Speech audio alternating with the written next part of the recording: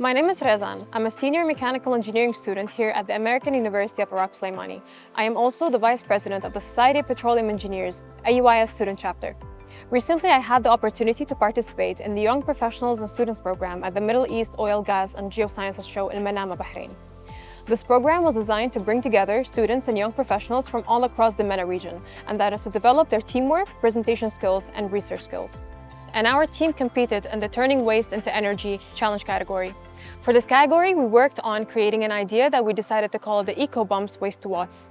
This idea focused on transforming plastic and rubber into speed bumps that generate energy when cars drive over them.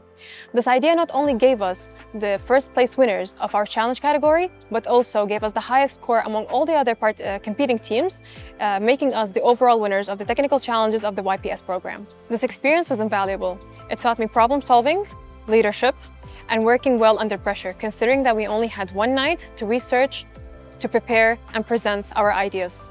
For this, I thank SPE for granting me this opportunity, for AUIS to help me develop the skills to participate in such international conferences, and for the engineering professors and faculty that were supportive throughout this entire journey.